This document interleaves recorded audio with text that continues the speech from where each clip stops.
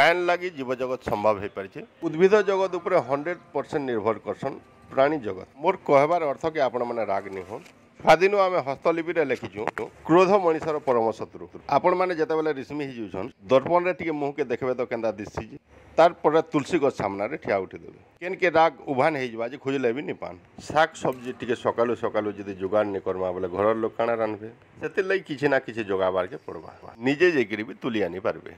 पातल घटा 10-15 दिन भितर पाची पुई गजरे तो बेसी परिश्रम नहीं लगे यहाँ काकर जिते तुन शाग रांधि भी नून मिर्चा जदि नहीं लगी सब फेल है। किचन गार्डन कला दिन कचा मिर्चा और गिनबार के नहीं पड़वार।